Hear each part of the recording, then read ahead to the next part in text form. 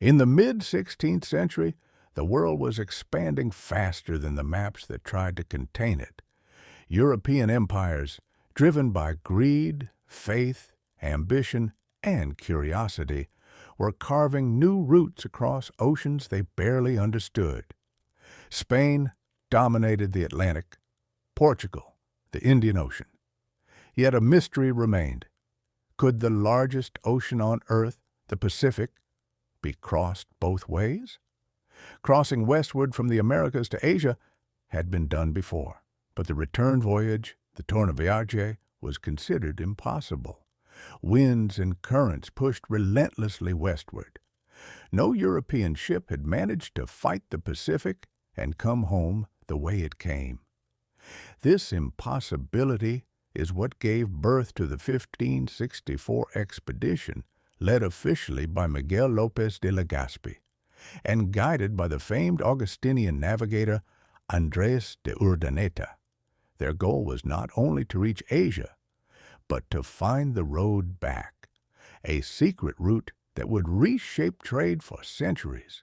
Among the 4 vessels selected for this risky mission, one stood out not for its size, but for its insignificance, the San Lucas, a tiny potash, barely 40 tons, with a crew of fewer than 2 dozen, and among its crew one man stood even smaller in the eyes of colonial society, though his talent towered above others, Lope Martin, a black mariner, a slave-turned-seaman, a pilot who had earned his position through skill unmatched by most men of his time.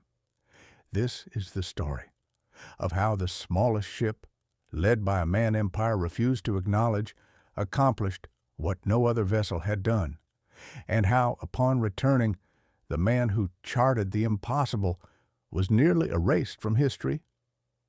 Before dawn on November 21st, 1564, the expedition's ships slipped into the Pacific from a hidden inlet along the coast of New Spain, near today's Barra de Navidad. The secrecy was deliberate.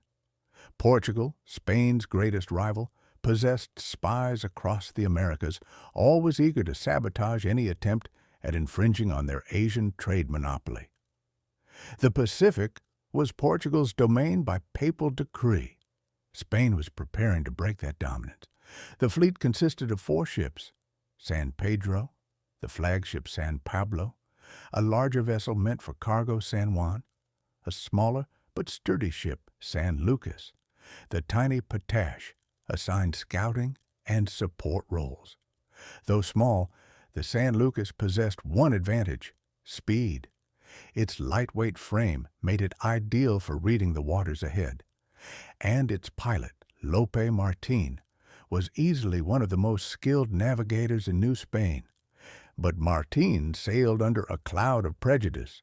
Born enslaved, he had earned his freedom at sea, a place where skill often mattered more than lineage, though never enough to erase prejudice entirely. Mariners respected him. Bureaucrats did not. Still, when the fleet left port silently in the night, Martin stood at the stern of the San Lucas, watching lanterns bob in the darkness ahead. Every man on board knew they were participants in a secret most Spaniards would never hear spoken. Only one worry gnawed at Martin. The Pacific did not care about human ambitions. For the first 2 weeks, the voyage was smooth. The ships stayed close enough to speak across the water. The northern route chosen by Urdaneta was not typical. Instead of heading west-southwest with the trade winds like previous expeditions, the fleet pushed northwest, searching for untested currents and wind belts Urdaneta believed might lead back from Asia. Most men grumbled. Martin did not. He had studied currents long before others even bothered to notice them. He respected Urdaneta, a man whose calm certainty inspired confidence, but also recognized that no theory had ever been proven against the might of the Pacific. As days turned into weeks, the winds stiffened, the sea grew darker, the sky thickened with winter clouds. Seas like this didn't just test hulls, they tested authority. On December 1st, 1564, the storm arrived. It began with a shift in the wind, a sharp, unnatural gust from the northeast. Martin was the first to notice. He raised his eyes toward the horizon, where a charcoal darkness was gathering. "Reef the sails!" he barked. His voice cut through the calm afternoon with urgency. Men scrambled to obey. Within minutes, the fleet ahead of them blurred behind sheets of rain. The storm hit like a hammer. Wind screamed through the rigging. Waves crashed over the bow. The San Lucas, small and agile, rocked violently, its greatest strength now turned into a liability. Martin tightened his grip on the tiller, bracing himself against the force threatening to wrench it away. "Keep her facing into the waves!" he shouted. The crew fought back fear with muscle and instinct. But no matter how tightly they held, the storm had a will of its own.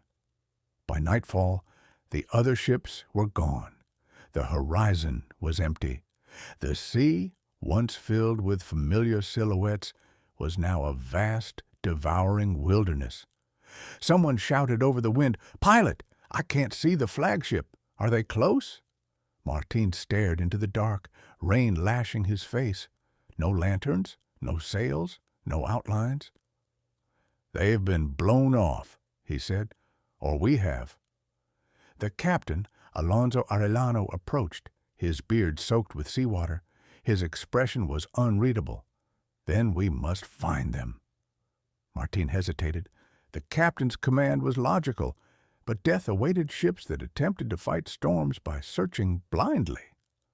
"Sir," he said carefully, "if we change course now, we risk capsizing. Best hold the line until dawn." Arellano frowned. "We risk losing the fleet." "We already have," Martin thought, but did not say. Hours passed with no sign of the others. By morning, the calm that followed was eerie, deceptive. The sky was clear, the wind light.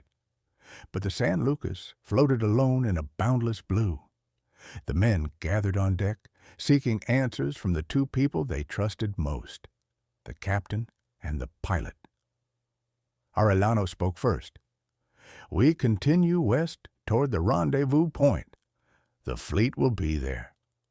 Martin studied the empty horizon and felt a chill deeper than the storms. There would be no rendezvous, not now, not ever.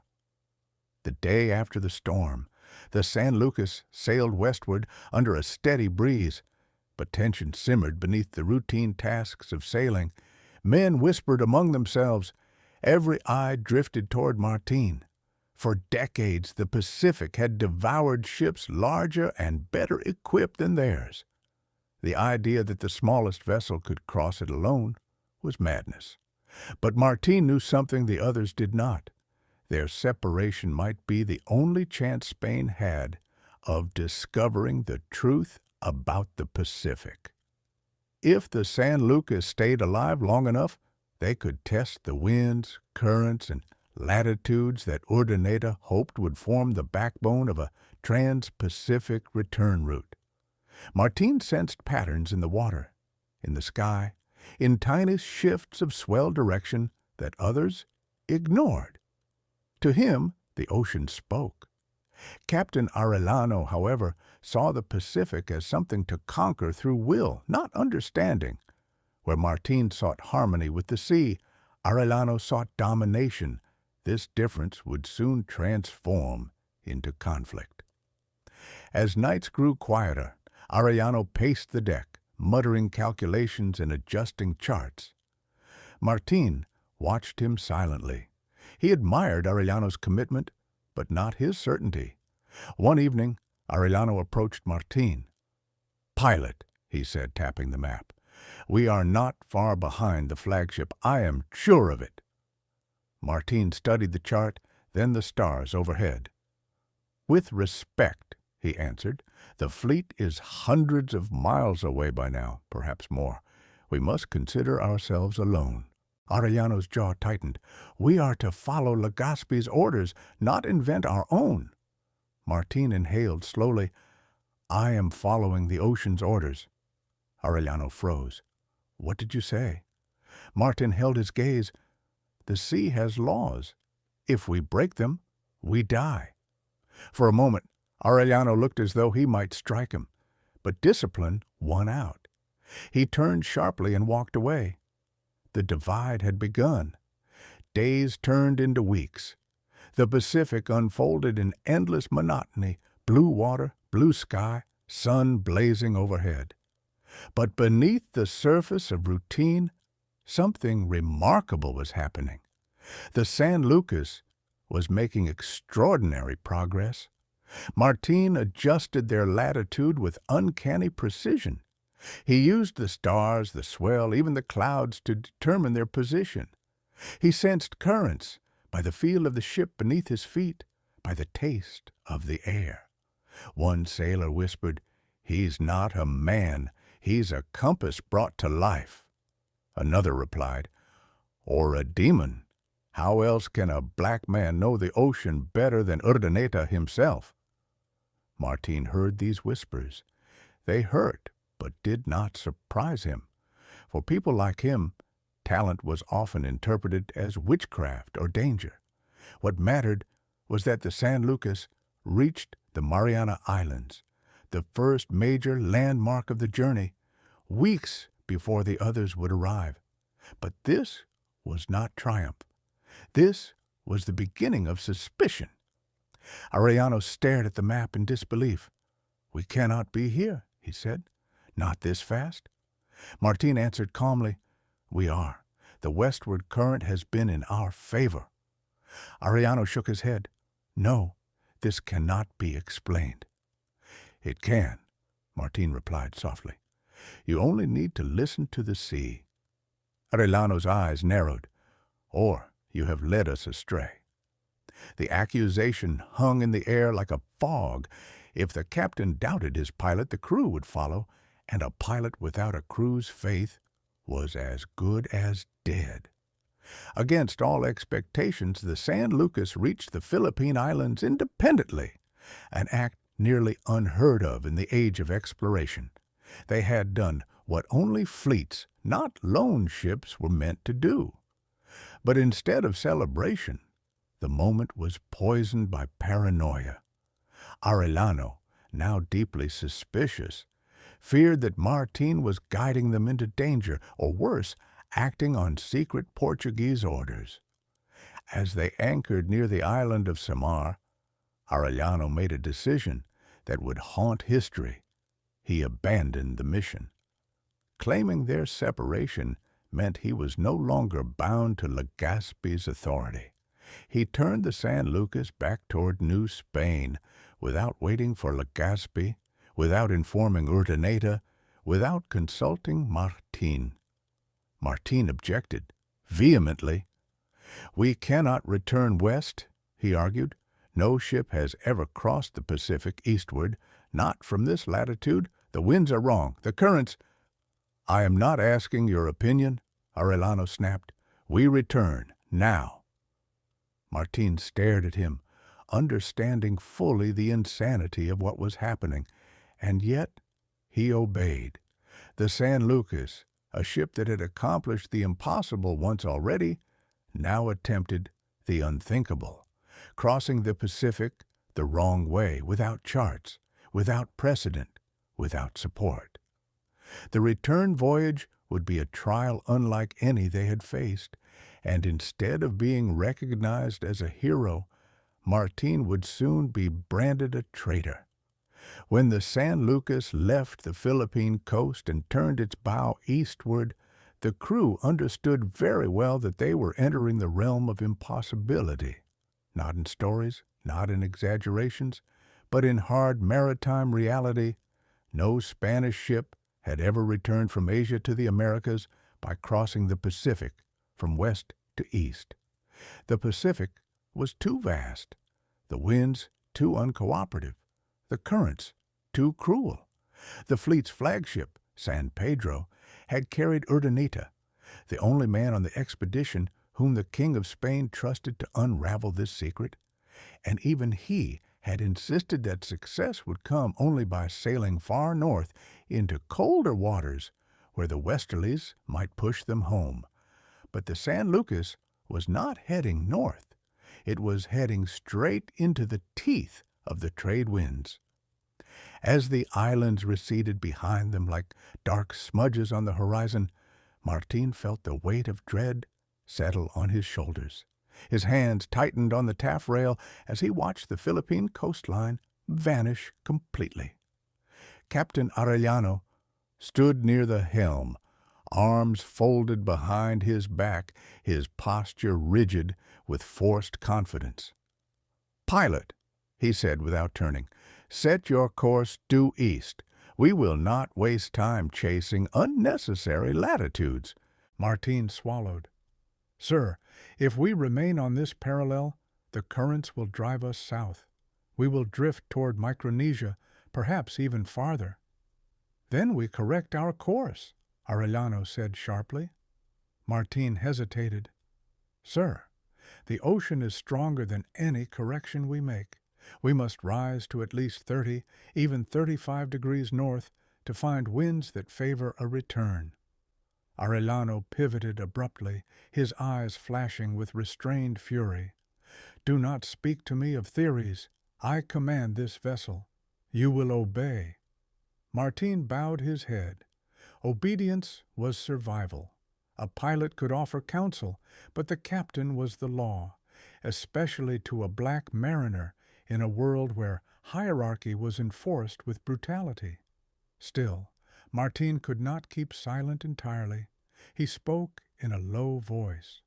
"Then, God help us." Arellano heard him and ignored him. The San Lucas sailed eastward, straight into the jaws of an ocean that did not forgive arrogance. At first, it felt as though Arellano might be right.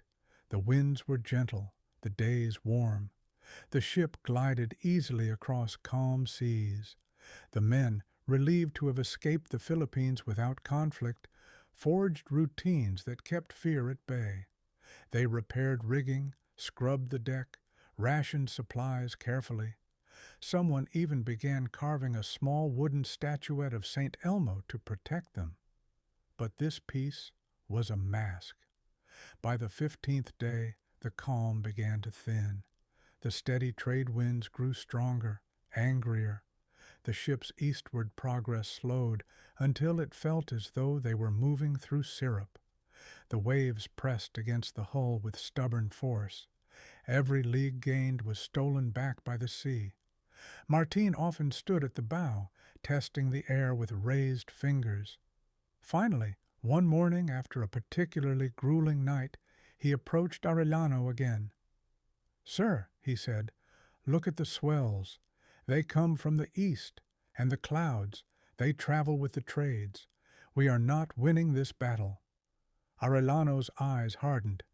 "Pilot, we have traveled far already." "Yes," Martin replied, "but mostly south, not east." This time the captain had no answer. He strode across the deck and leaned on the railing, staring at the unbroken horizon. Men turned to watch him, waiting for a sign of confidence. But his silence only deepened their unease. By the next sunrise, their fears proved true. They had drifted farther west. Food became a problem. The San Lucas, built for scouting, had never been meant to operate independently for months. Its hull carried only modest stores, enough to supplement a fleet, not feed a lone crew crossing the Pacific. After 30 days, the first weevils appeared in the biscuit barrels. Men picked out squirming larvae with shaking fingers, flicked them overboard, and forced themselves to eat what remained. The water barrels fared no better. Heat bloated the staves. Salted pork turned oily and sour. Then came the heat. Day after day, the sky turned into a white furnace. No clouds, no wind. The ocean transformed into a mirror, flat, glassy, mocking. The sails drooped lifelessly. The air became so hot and still that men swore they could feel it growing heavier by the hour. Sargasso seas, one sailor whispered nervously. We will be trapped until we starve. Martin paced the deck, his mind racing. They were stuck in the doldrums, an equatorial death trap where ships could drift for weeks, even months, without a breath of wind, and a ship with dwindling supplies could not survive that long. He approached Arellano once more. We must change course north, immediately. Arellano's face was gaunt from hunger, his beard patchy from saltburn. He looked older each passing day. We conserve our water, he murmured. We wait for wind. There will be no wind here, Martin insisted. This is the equatorial belt. It can stay windless for weeks. Captain, if we continue like this— Enough, Arellano snapped. But there was no strength behind the words. Martin stared at him, seeing not authority, but despair. If he didn't act soon, the entire crew would perish. Martin might have attempted a formal appeal to the crew. A pilot could, in extreme circumstances, override a captain if the fate of the ship demanded it. But the men were too worn, too fearful to support him. Few dared oppose a Spanish captain in favor of a black pilot, even if they trusted Martin more. Instead, Martin took another route. He began quietly influencing the helmsman. When the captain slept or lay exhausted in his cabin, Martin whispered guidance to the man at the tiller. 2 degrees north. Follow the swell, let the ship ride it. Ease her, let her drift quietly. The change was subtle, but little by little the San Lucas began to rise in latitude. Not enough for Arellano to notice immediately, but enough to escape the dead waters imprisoning them. Eventually, a faint breeze returned. The sails tightened. The ship responded, and Martin, in his heart, whispered thanks to the sea. But Arellano noticed. He called Martin to the quarterdeck. "Pilot," he said coldly, "you are altering our course." Martin met his eyes. "I am saving us?" Arellano stepped closer. "You defy my orders." "I follow God's winds," Martin replied, "not man's pride." Arellano's hand moved instinctively toward the hilt of his sword. For a heartbeat, Martin thought the captain might kill him, but instead Arellano exhaled, shaking. "Get off my deck," he whispered. Martin obeyed, but he also knew something had shifted. The captain's resolve was cracking, and the ocean was beginning to choose sides. 37 days after they turned east, the unthinkable happened. A sailor shouted from the foremast, "Land! Land off the port bow!" The crew rushed to the rails. Martin climbed rigging to see for himself. A faint line of green, unmistakable, an island, one of the smallest specks in the vast Pacific, part of the Caroline archipelago. But to starving men, it was salvation. The San Lucas approached cautiously. Islanders, startled but curious, paddled out in canoes. They brought coconuts, breadfruit, fresh fish, food so miraculous to the weakened Spaniards that several wept openly as they ate. Martin negotiated with respect and gestures, understanding that humility was safer than gunpowder. The exchange was peaceful. Arellano, however, remained withdrawn. While the crew rested and resupplied, he studied the horizon as though he saw ghosts in the waves. That night, he approached Martin unexpectedly. "Pilot," he said quietly, "you were right." Martin froze, unsure whether he'd heard correctly. "About the latitude," Arellano continued, "about the winds. We would have died had we stayed where we were." Martin waited. The captain's voice carried no pride now, only exhaustion. "Tell me what must be done," Arellano finally admitted. It was the closest thing to an apology Martin would ever receive. He answered gently, "We must go farther north. Into colder waters, the westerlies live there. Arellano nodded slowly. Then we go north. For the first time since the storm, they were united. The voyage resumed with renewed hope. The San Lucas, now better provisioned, sailed northwest following Martin's guidance. The seas grew choppier, the sky grayer. Flying fish no longer leapt in the waves. The heat relented as the ship climbed into unfamiliar latitudes. Martin charted their progress meticulously. He measured the height of Polaris, he read the currents, he tasted the wind. Every sign pointed toward success. But northern waters carried their own dangers. Gales struck suddenly, more violent than the tropical squalls they had escaped earlier. Temperatures dropped sharply at night.